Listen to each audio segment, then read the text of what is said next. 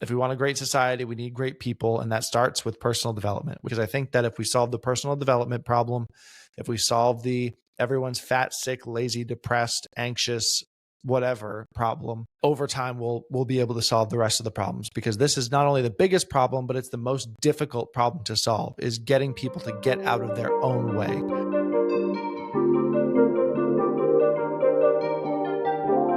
Welcome back to the You Can Too podcast. On today's show, we have Matt Graham on the show, who has been someone that's blown up over these past year, really on Instagram and all over socials, and for damn good reason, man. I'm excited to dive into your story and dive into what your mission is on this earth, really. And I want to dive into early on in your journey. I want to know some of the things that shaped you as a child that really brought you down this path to begin with. Or was there any pivotal moments that happened for you early on? Nothing that I can think of. I don't have the typical, I mean, I guess it's not typical, but I don't have like some sort of sob story about, my childhood, or, my parents weren't divorced. I grew up in a pretty standard middle class American household, and everything was fine. And I don't really have any complaints there. I would say that the way that my father is shaped me in a lot of ways. He's kind of your traditional, masculine figure, police officer, military guy. So he was very big on discipline, very big on routine. So that kind of got instilled in me. But I guess it wasn't so much what landed me where I'm at is not necessarily what was instilled in me as a child, but rather the abandonment of those things. Right. So when I was younger, as I said, my dad's very routine oriented, very strict, very disciplined, takes good care of himself, works very hard. And these are things that I watched growing up. And only when I stopped pursuing those things, what did my life get into a place where I was not happy with it. So I guess if we're going to analyze my childhood, I would say that it was good. It was a good childhood. But me thinking I knew better was probably where I went wrong. Gotcha. I'm always curious about people's childhood and how it impacts, because whether we're conscious of it or not, I think it has a really big impact on the person that we become. I know you went to business school for a year and realized that it really wasn't the path for you, and then you became a boxing trainer. What were some of the things that you learned from that experience? Because I know we're both on the same page when it comes to our physical comes before anything else, because that really is the foundation for everything. So which experience? You mentioned both business school and being a boxing trainer. Yeah, boxing trainer specifically, because that comes down to the physical aspect of things.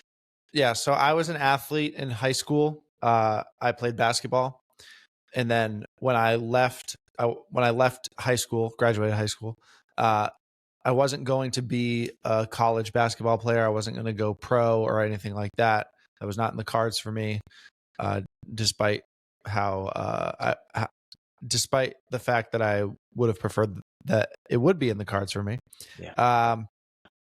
So I had to find something else, and that something else that I found happened to be boxing. I never competed in boxing. I don't have a record, but I trained very regularly, and I have for the past 8 years. And how I got started in boxing was my aunt, who I'm very close with.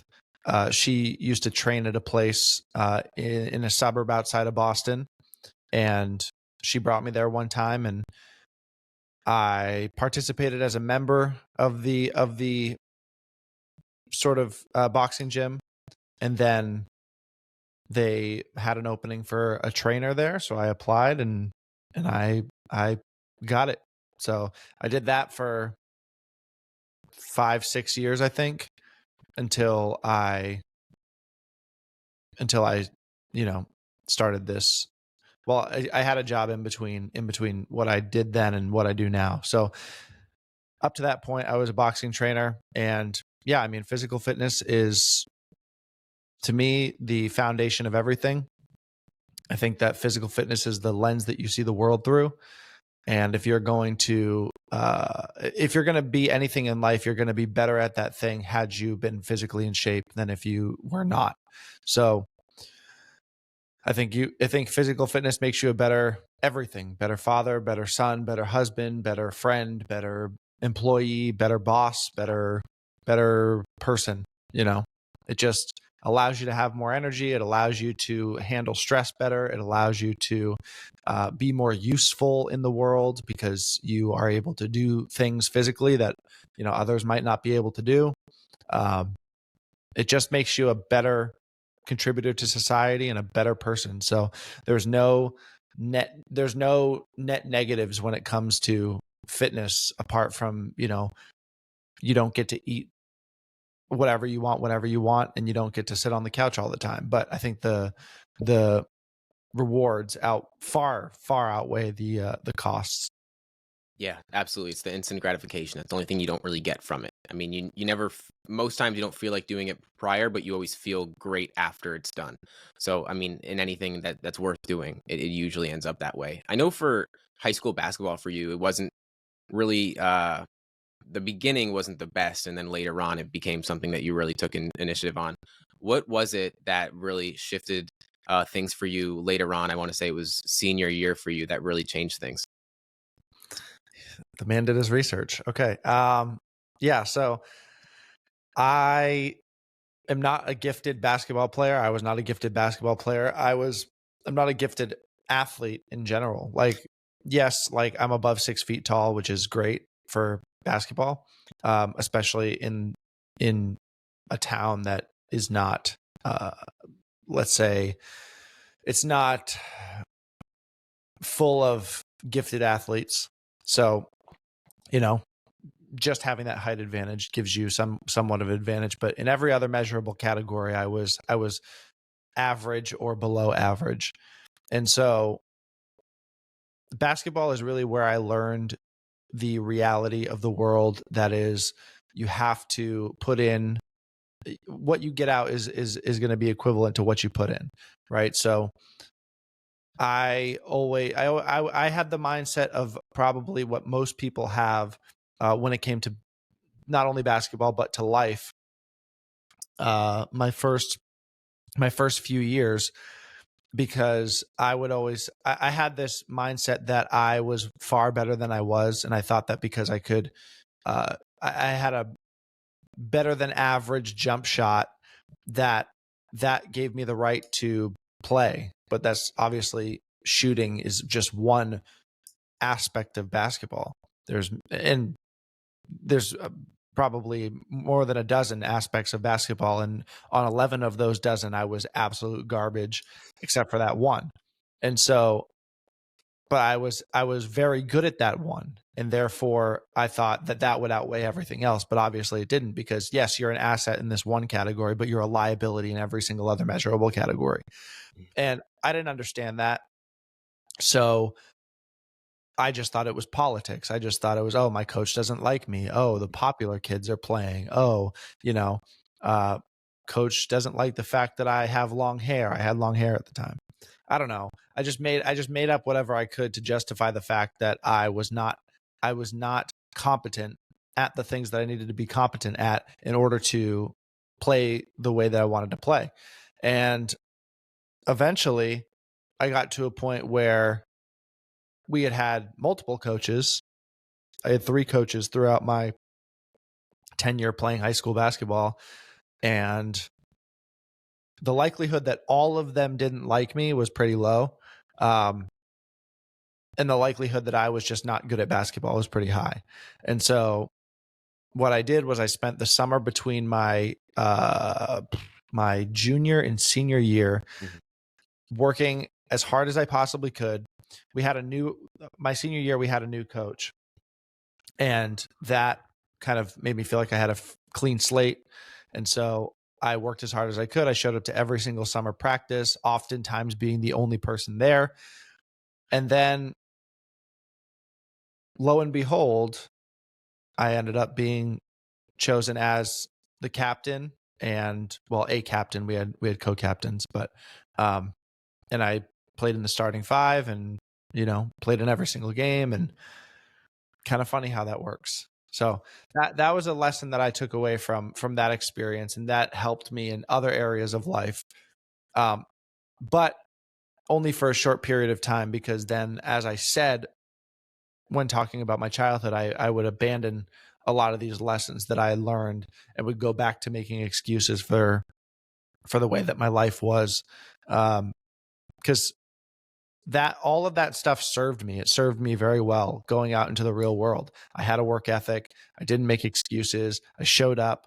I treated my career as though it was the summer between my junior and senior year of basketball, and that put me in a position that was far better than most people my age at the time, who were all in college, who were all doing the things that college kids do. Meanwhile, I'm buying a brand new car because I actually worked hard and I applied all the lessons that I had learned through athletics and through my childhood.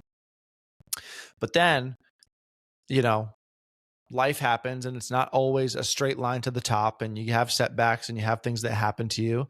And rather than seeing that as another opportunity to get better, another opportunity to, you know, overcome the the obstacles similarly to how I had overcome them in basketball, I went back to the same exact mindset that I had the first 3 years of high school, which was just, the world's against me. You know, it's this reason, it's that reason, it's this person, it's that person, it's anything but me. So, Yeah.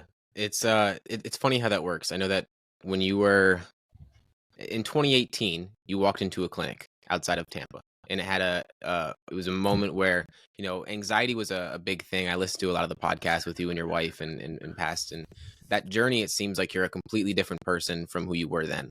And it's funny that all the things that you learned when you were in senior year for basketball, that off season, it's like that's who you're speaking to right now, which is so awesome that like the pain turns into purpose in that way. But throughout that time in walking into a clinic, going through anxiety attacks and all the different things that you went through, what was the first thing that you did that really shifted? Maybe it was walking into that clinic, but what was the mindset shift that really happened for you? well, it wasn't actually that moment that created the mindset shift. It was much further down the road. Mm. Um, because at this point, when I walked into this clinic, I was a professional victim. Um, Everything in my life I attributed to something else other than my own decisions. And what I did was I went on antidepressant medication and I think two medications.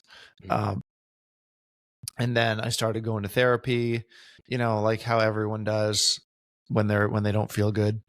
Um, and then basically none of that helped. None of that worked for me. I'm not a doctor. I'm not going to tell you not to do or not to do something, but for me, it didn't work. Yes, I was less anxious, but I think that the effect that antidepressants had on me was a removal of emotion rather than like a removal of just the negative emotions. And so I just didn't like the way that I was feeling. I didn't feel too much better than I did when I was having anxiety attacks.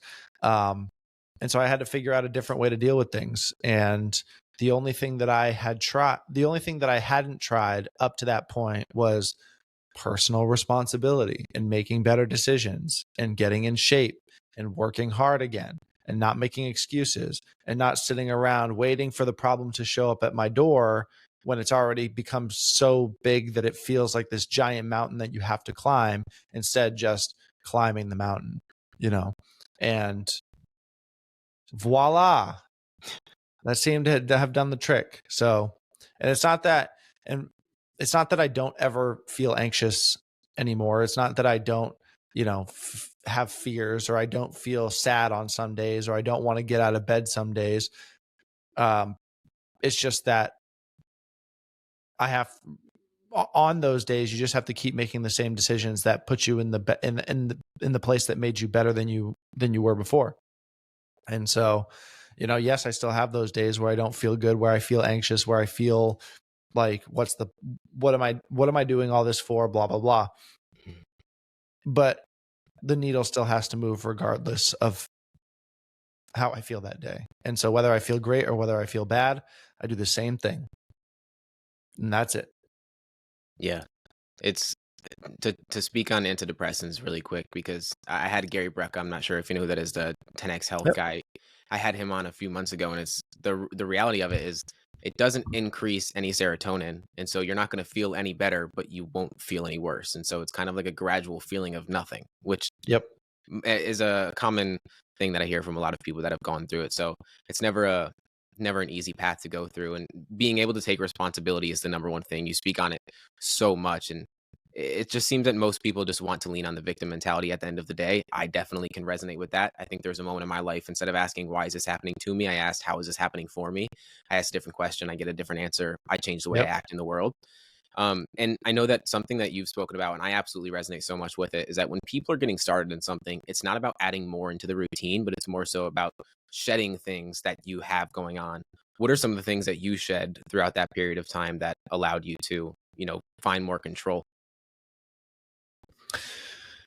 Well, I think some of the habits that I was wrapped up in that were not serving me were like smoking marijuana was a big one.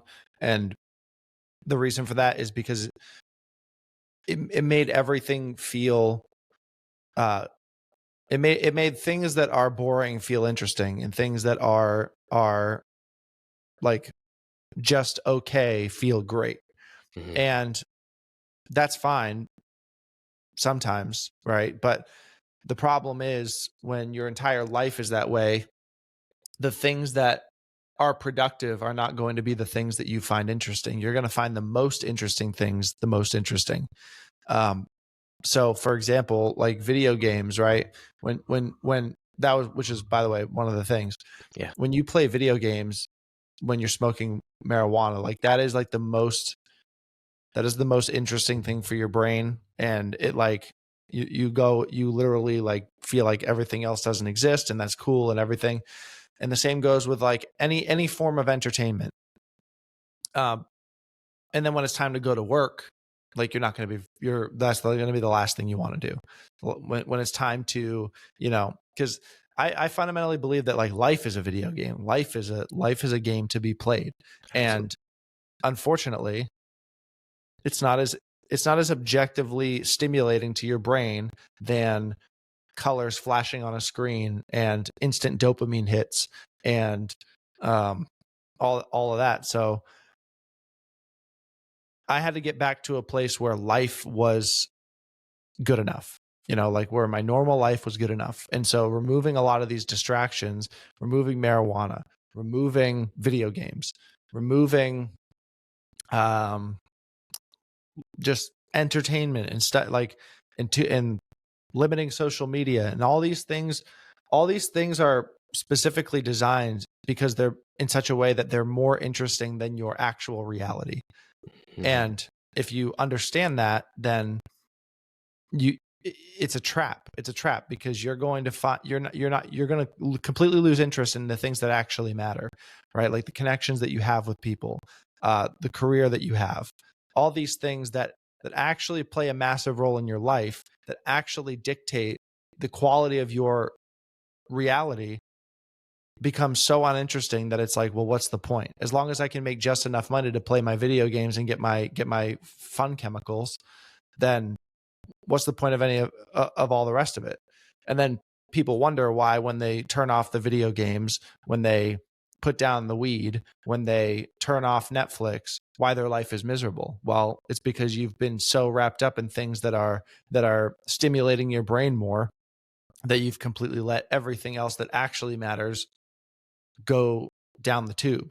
And so for somebody that is engaging in all these things, I would say proceed with caution, because it's very easy to put yourself in a position where you do exactly what I just said, where you slowly but surely let it overtake your life, and then eventually you get to a point where you're only living life so that you can keep feeding the monster that is these distractions.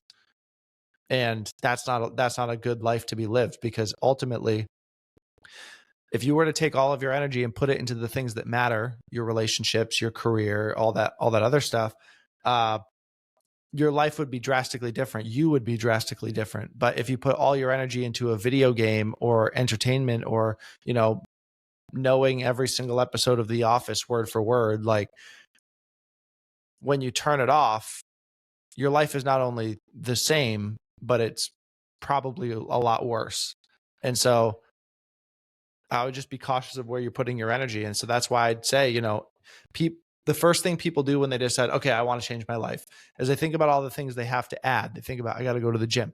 I gotta start reading books. I gotta start journaling. I gotta start. Well, instead of going there first, how about we say, okay, how about what you're going to stop? Let's stop playing video games all the time. And everyone gets mad at me for the video games thing. I just, with any of these vices, I think that none of them are objectively bad in every now and then. But there's a line where it becomes a problem. And I think most people, because it's not heroin and they're literally on the verge of killing themselves, they think that it's not a problem. Well, you've spent $6,000 on Fortnite skins, so it's probably a problem, Anyway, so I would look at stopping the habits that don't serve you. And so you can figure out what those are for yourself. But for me, they were video games, they were smoking weed, they were watching too much Netflix, consuming too much social media. Those were kind of the big ones. I always point to weed being the biggest one because that kind of fueled all the rest of them. Like overeating was a big one. But I think the only reason that I overate as much as I did is because of the munchies. So like that not smoking weed solved a lot of problems in my life. So yeah, look at what you have to stop doing first before you think about what you're going to start doing. And I think you're going to figure out more of what you need to start doing once you've stopped doing the things that you need to stop doing. You're going to sit there and be like, okay, well, now what do I do? Because you're going to be you're like, what do I do? I don't know what to do with myself. And so then you start to figure out, okay, how do I fill my time now? And then you go from there. Then you start adding in whatever habits you think will move you in the right direction, which off the top of my head, go to the gym, eat clean food, go for a walk every day outside. As far as like the journaling and the affirmations and all the ones that everyone else does, I don't partake in any of those. I think those are, if you want to do them, but to me, they have not made a difference in my life. And so I just don't do them. So if that's what you want to do it. Whatever makes you a better person, go for it. But yes, focus on what you have to stop doing, because I don't think that gets enough attention. No, I'm right with you. I don't think it does either. And that's why I wanted to bring it up, because I think it's something that's so important for many people. The victim mindset just takes control of their life. And so they do things to go away from the feelings that they don't want to feel. Like when I started my business, I took my TV off the wall. I threw my PS4 under my bed and it hasn't left since. I know you started content about 14 years ago, and over this past year, it's been about like 1,000 followers to 800,000, whatever it may be. You've blown up immensely. What do you think has happened over this past year that has really shifted, really everything for you? Well, the first major one is consistency. Mhm. If you look back on my YouTube channel, you'll see, 3 months of videos here, a month of videos there, one video, a full for an entire year, and Yeah. just very inconsistent and just not really. So that's the first thing, just consistency. The second thing is picking a niche, because this was my eternal struggle for my content for a very long time, is I didn't know what to talk about. I have all these interests. I'm interested in, and I've done everything under the sun too. I've done like uh, skits and comedy sketches and gaming videos and vlogging and I don't know, videos where I just sit down and talk to the camera about whatever about my life, as if the 500 people that follow me actually care. And what how I stumbled upon the stuff that I talk about now was less due to none of what I do now, and I think this is the overarching point here. Mhm. None of what I do now is about gaining more followers. None of what I do now is about, you know, the numbers. The numbers are irrelevant to me. What it's about is identifying a problem in the world, and I'm genuinely trying to solve it. Um, I think that a lot of young men, especially, are living the life that I was living 4 or 5 years ago, and I think far too many are, like, far too many. Probably, I don't. I'm just spitballing a number, but like, I would say at least half are where I was 5 years ago. Half of young men, whether they want to admit it or not. Um, no matter how much, and no matter how much they aspire to not be that way, they still act that way. And I think that there are a lot of societal consequences with that over the next 10, 20, 30, 40 years. Because when you have an entire civilization of young men that are so hooked on dopamine that they're willing to forego any responsibility that they have, well, what's going to happen to society? Well, it's going to collapse is what's going to happen. We're going to end up in a position where the only people that are responsible, the only people that are doing the work to maintain society and maintain order in society are the people who either have an agenda or are completely not qualified, or both. And people have this idea that power can't exist in the world, where if we all just decide that, you know, we're just going to individually live our own lives, that nobody's going to have power over us, and then the world will just be perfect. It's like, no, power does exist, especially with the structures that we have now in society. And if we, as well-meaning, well-intentioned people, do not fulfill the responsibility of holding those positions of power, and I'm not just talking about governmental positions, but I'm talking about like societal positions too. Like there's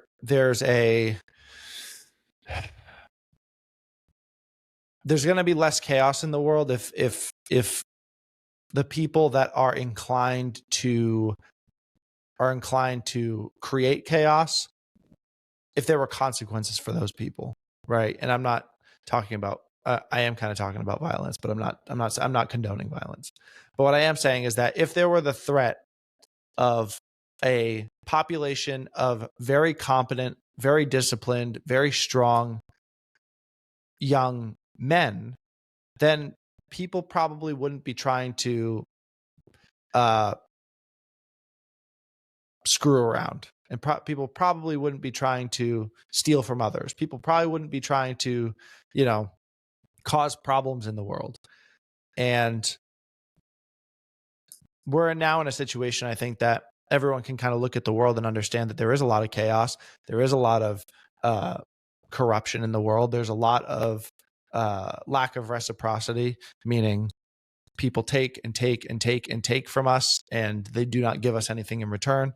And I think that because young men especially are too distracted with weed and video games and you know, whatever, social media, whatever they might be distracted by, the people who want to cause chaos in the world can act with total impunity, and there's no consequences for them. Nobody's holding them accountable. So they're just going to continue to do very bad things and very evil things throughout the world, and steal money and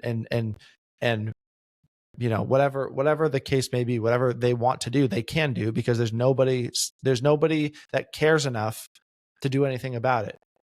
And I think the reason for that is all the things that we're talking about. It is the orientation towards comfort and convenience. It is the litany of distractions that we experience in this day and age. It is everything. I think that the world is largely in a position that is trying to make people as docile and soft and distracted and apathetic as they possibly can be on purpose, so that certain people can do whatever they want and you're not going to do anything about it. And so those are the societal consequences of, you know, I'm going to get back to the point, by the way. You asked a question about content. That's the societal implications for everything that I'm talking about. So when I observe this problem in the world, I ask myself, which I did probably 3 years ago at this point, I looked at the world and I was like, okay, I believe this is the problem. And so then when you identify a problem, you should try to identify a solution. And so I asked myself, okay, well, what can I do about this problem? And I'm not going to run for president. I'm 27. I'm not 35. I can't be the president. I'm not going to try to start a military revolution. I'm not going to try to sue all social media companies. I'm not going to try to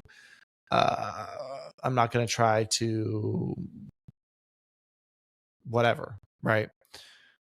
What I do know how to do is I know how to make content. What I do know how to do is I know how to speak on camera. So what I could do is I could make people aware of the problem. And that's what I decided to do. And that's what my content is obviously largely centered around. And I think personal development is the start of that. Obviously, we're talking about society and culture and all these other things, but I think that we can't build a great society if we don't have great people. And so we're trying to build great people by not only making them aware of what's making their lives miserable, but also giving them the action steps and the mindset in order to become the people that they want to be, so that we can have the society that we want to have. Because what is society, right? Society is just people. It's just all of us.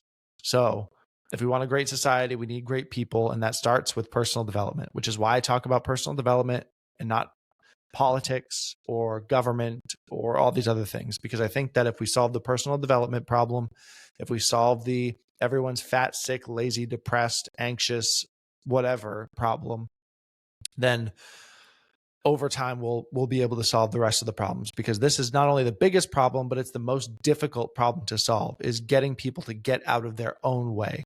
And then once they can mentally be in a position where, you know, they are fine and they don't have to worry about themselves, they don't have to be so wrapped up in their own problems that they can't worry about the problems of anybody else, at that point we can now stop looking inward and being like, how do I fix myself, and start looking outward and say, how can we fix the world? I think that's exactly what happened to me. I was in a really bad place. I kept looking inward. How do I fix myself? How do I fix myself? How do I fix myself? Then I used the lessons that I talk about every single day to fix myself. And now I'm in a position where I can say, okay, I fixed myself.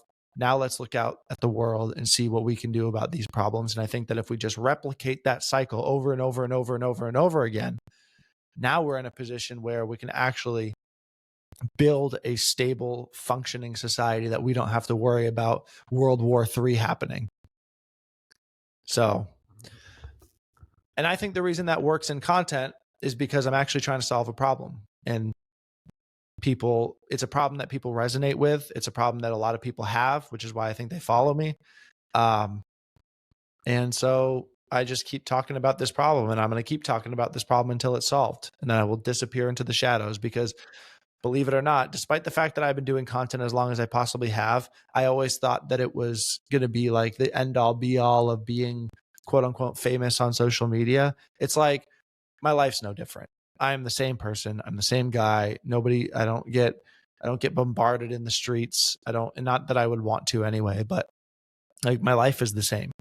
And well, that's not fair to say, right? I've had a lot of opportunities and a lot of really great things happen because of the content, but day to day, my life is not too much different, and I don't feel that much different, and I don't feel that much happier. So for the people sitting here trying to chase social media fame or clout and think that that's going to be what makes your life better, it's not.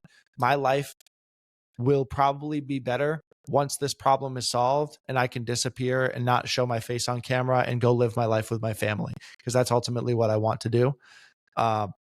So that's why I make the content I make now.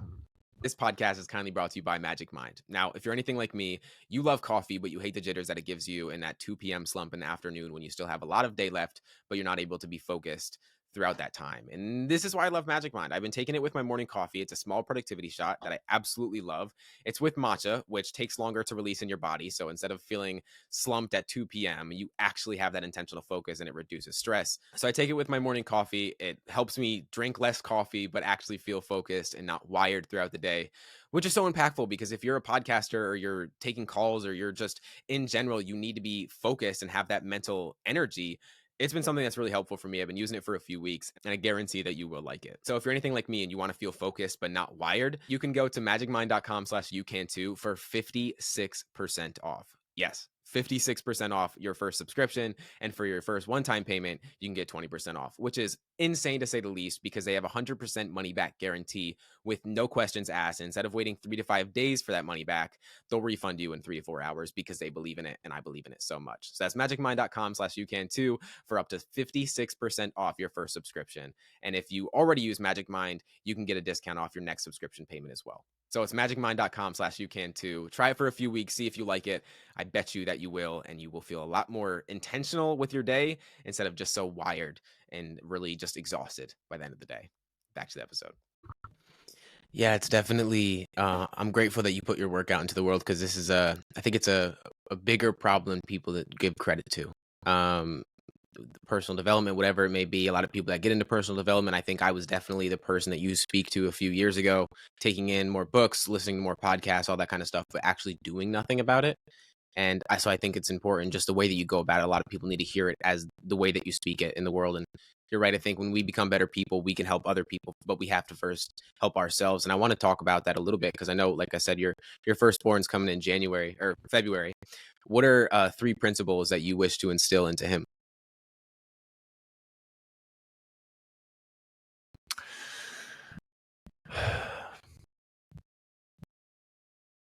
Discipline, obviously. Discipline is a massive one. I think that, and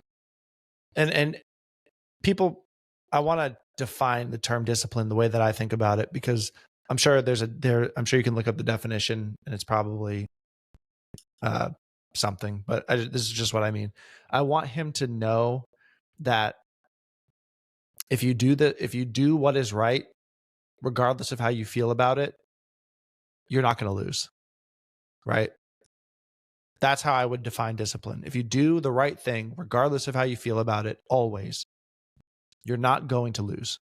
And so the right thing might be getting out of bed when you don't want to. The right thing might be helping the person that needs help, even though you can pretend you didn't see anything and walk away and nobody's going to think you're an evil person, right? It's just doing the right thing regardless of how you feel. So that's the first thing. The second one is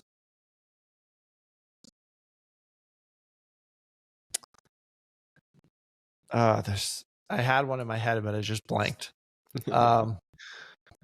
3 principles that I want to instill in him. The first being discipline.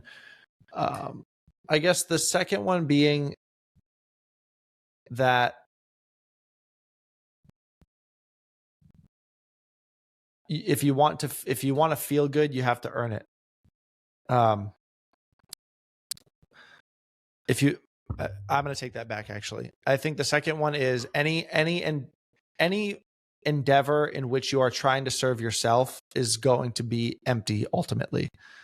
I think living for trying to serve yourself, even if it's in a productive fashion. Because just a quick tangent. The number one question that I get is like, how do I make money online? Which I don't make business content, so I don't understand why I get this question. but they always ask me anyway.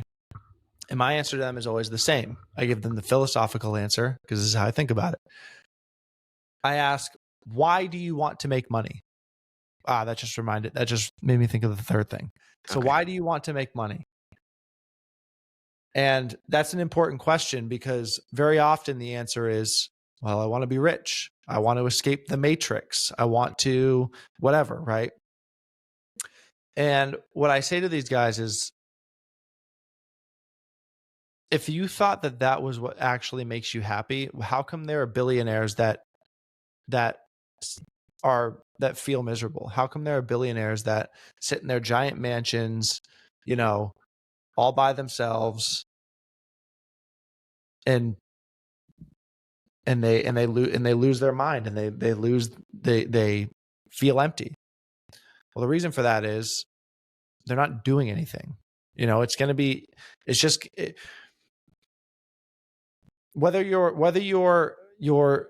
the endeavor that you choose is playing video games or smoking weed or trying to make money or trying to get with women, whatever your thing is, whatever you're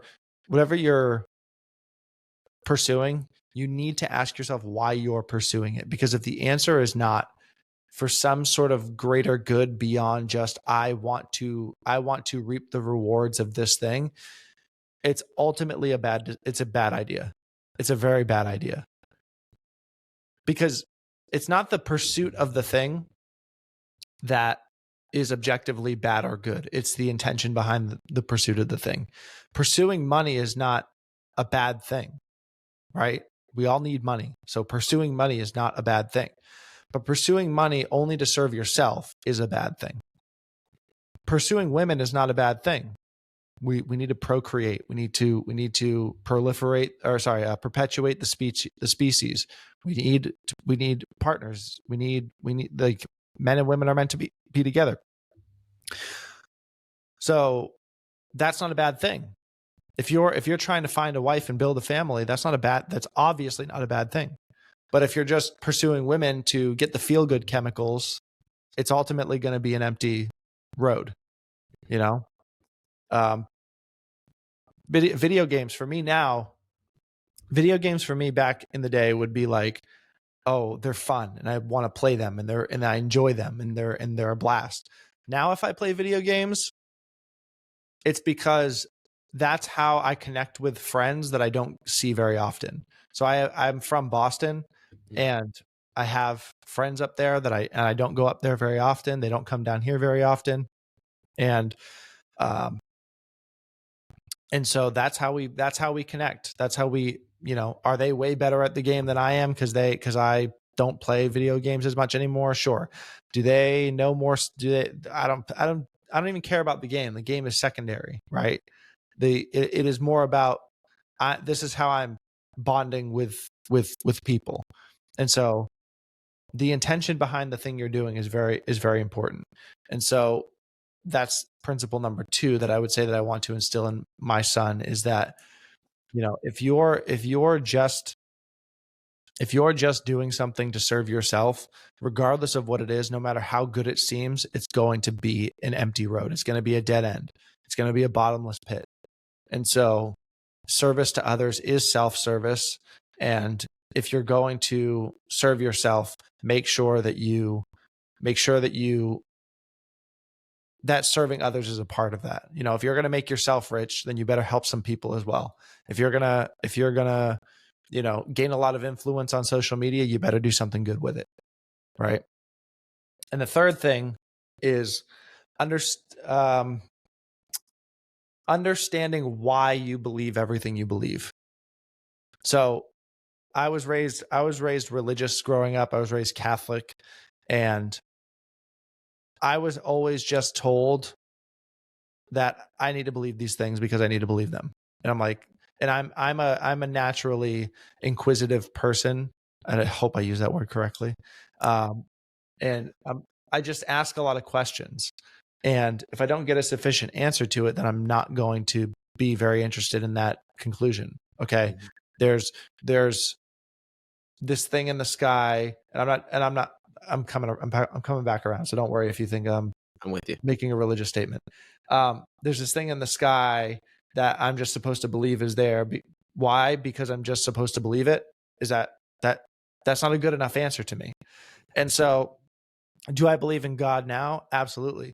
Do I like it's complete? It's come completely full circle, right? I believe what I was supposed to believe, but now that I've been able to actually observe it and like go through all the arguments and learn and spend hours and hours and hours actually trying to figure out why I'm supposed to believe it, I can actually articulate that and understand why I believe what I believe. Versus before, it was just like, oh, you're just supposed to believe it. And I have people that in my life that, they're like, oh, I believe in God. I'm like, well, why do you? And this is coming from somebody who's a Christian. Yep. I say, why do you believe in God? And they're like, well, that's how I was raised. I'm like, well, that's not a good enough reason. That's not a good enough reason for you to believe in God. So yes, I'm going to try to instill every belief that I have in my son, but not without him understanding why. And so he's allowed to ask me, I said this to my wife, he is allowed to ask me the question why for nearly everything, unless he's asking it to be redundant and be a pain in the ass. Like, oh, why? Because, why? Because, right? But if he's genuinely curious about an answer and he asks the question why, I am obligated to answer it. And if I don't have an answer, then, well, that's a problem with me. I have to figure out why. And so I want him to fully understand why he is supposed to believe the things that he believes. I don't want to instill a belief in him and not have him fully understand and be able to articulate why that is. Or at least maybe I don't expect him to articulate it, but I don't want him to just blindly believe things. And if he is going to adopt the same beliefs that I have, I want him to understand why they're important. And so I guess those are my three things. I love him. I love him, man. Everything hit home for me. I think a lot of people want without being of service to things, and I think that's why like your content has resonated with so many people because 8 years ago you were making content about yourself, and now you're making content to the person that you used to be, and that people resonate with that. They understand. That's why when like you make content, people are like, "Why are you in my head?" kind of thing, because you're speaking to the person that you used to be, which is so impactful. And the belief thing is so important. It's really what I want to do with this podcast: help people unlearn a lot of the beliefs. Because again, like you said earlier, it's a lot of taking things out instead of putting things in. And if we're able to do that, a lot more opens up in the world. There was something that I heard you speak about that I really liked, and I definitely resonate with it. But I want to know your perspective on it. Is that you look at yourself in third person as someone you're responsible of taking care of. What does that look like for you on a practical way? I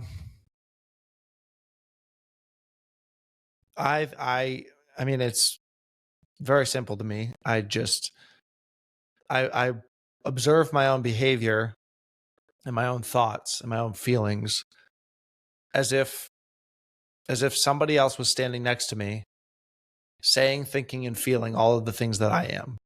And I ask myself, okay, what would I say to this person who is saying, thinking, and feeling and doing the things that I'm saying, thinking, and feeling and doing?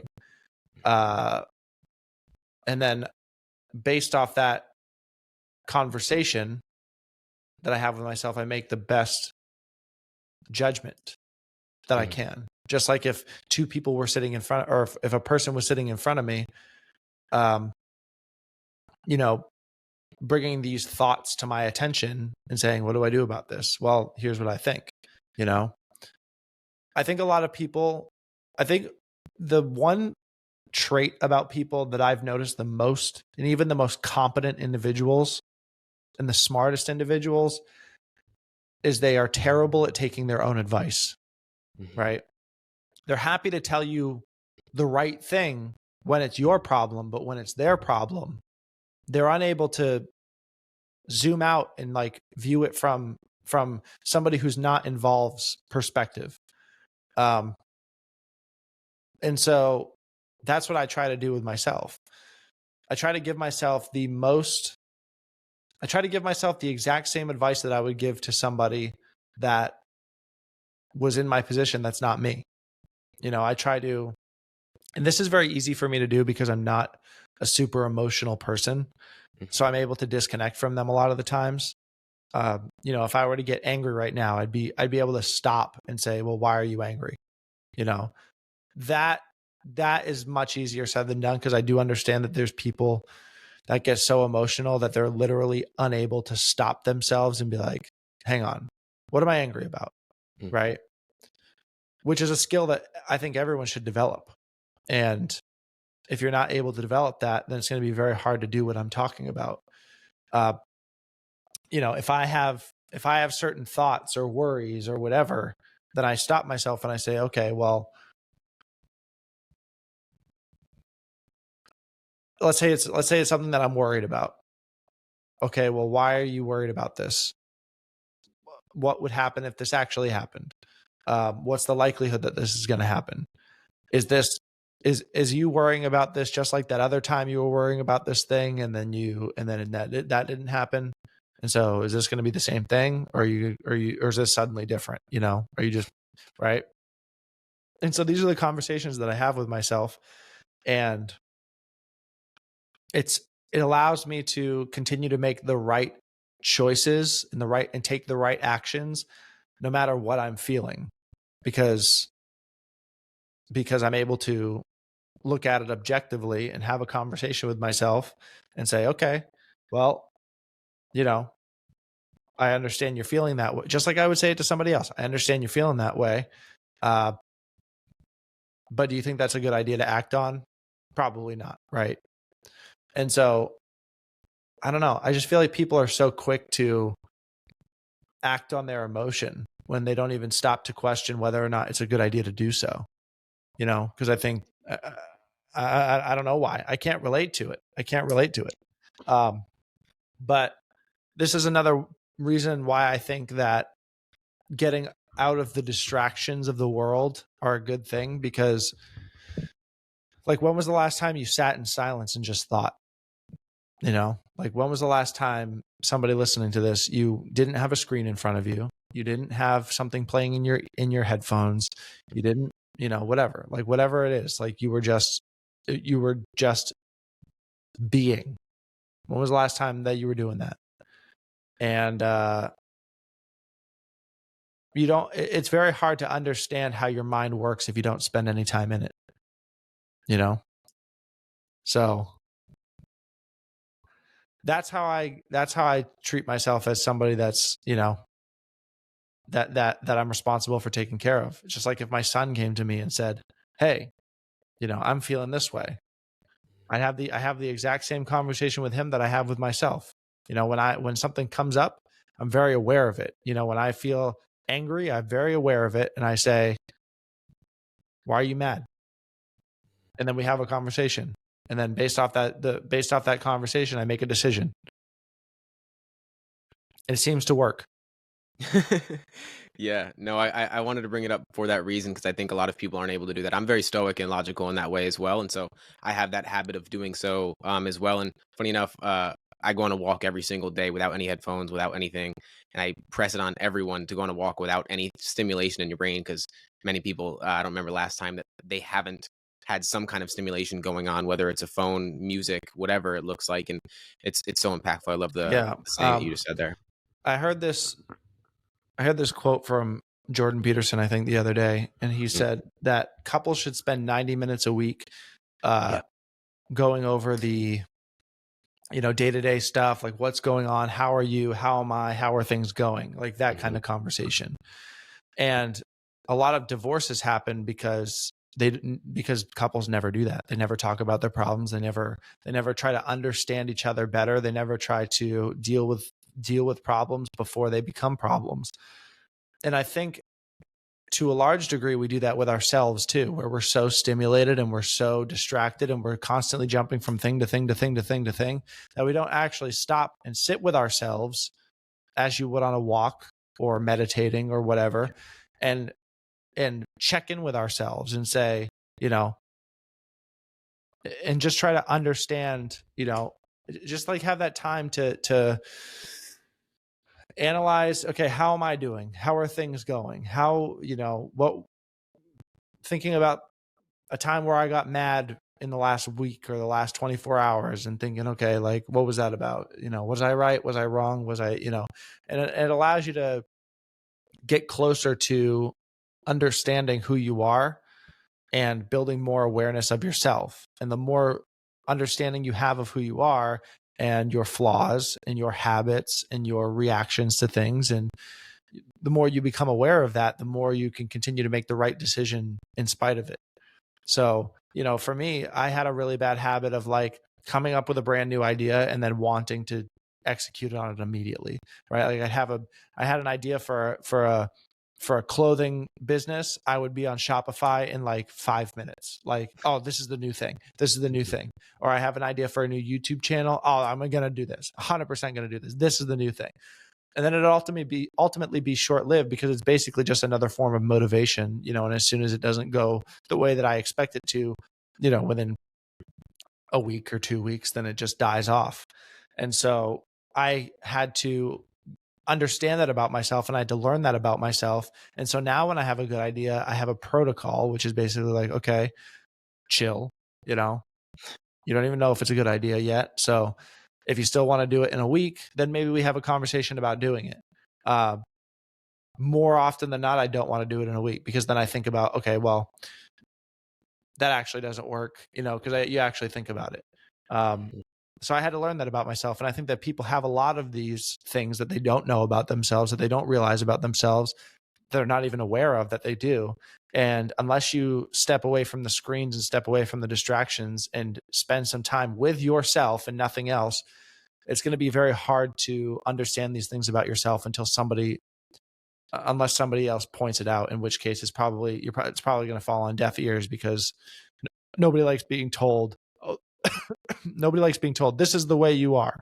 But so, yeah.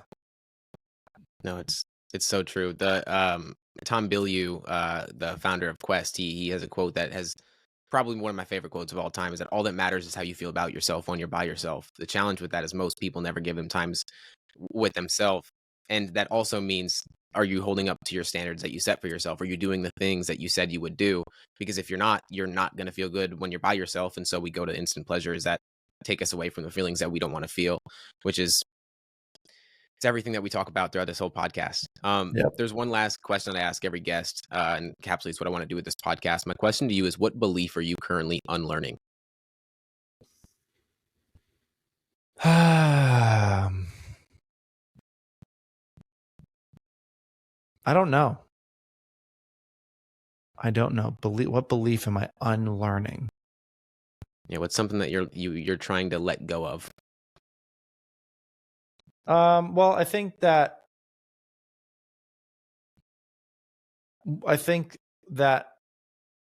just control, like I want to have control over situations that I can't. I'm usually pretty good about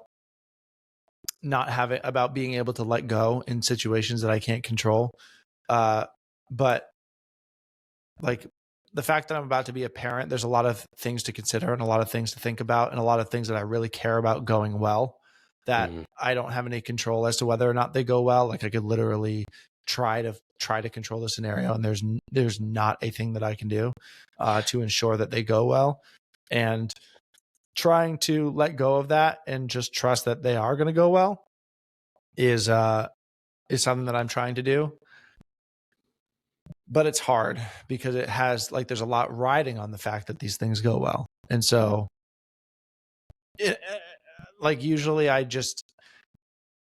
it's tough when there's a scenario where because usually you can look at any situation that you are struggling with and say, okay, well, there's something I can do about this. Like I have some degree of control, not full control. There are some aspects that I have no control over, but it's just like, if you're worried about your health, right? Well, you can't control if you come down with a terrible disease or have a brain aneurysm tomorrow, but you can put yourself in the best position by taking care of yourself. When it comes to, let's say, the birth of my son, that is a situation that I have that it does not involve me. It has not, I care about it as if it involved me, but I'm not involved. There's nothing that I can do that's going to increase or decrease the likelihood of things going well.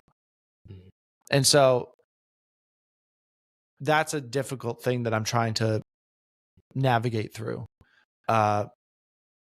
Because I can accept the things that I can't control, better when there's something that I can do. But in this Yeah. scenario, there's nothing I can do, like not a single thing. And so I don't know. I guess I'm trying to unlearn that part of the belief. I've long understood that I don't have control over everything, but Mhm. I'm now learning that the reason that it's easy for me to let go is because there's something that I can do, and that kind of takes my attention away from the things that I can't control. But with Mhm. this scenario, there's nothing that I can do, and so all my attention is on the things that I can't control because there's nothing distracting me with like that I can control. Yeah.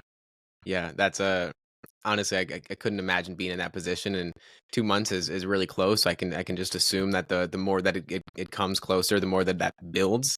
But Yep. you're gonna handle it amazingly, man, and I know that that's for sure. I appreciate your time, and I appreciate the value that you provide and the content that you put out into the world. It resonates with people for a reason, and I'm grateful that I had the opportunity to speak with you. Of course, all of your links will be in the show notes, but is there anywhere you'd like to direct people? Not Matt Graham on every platform.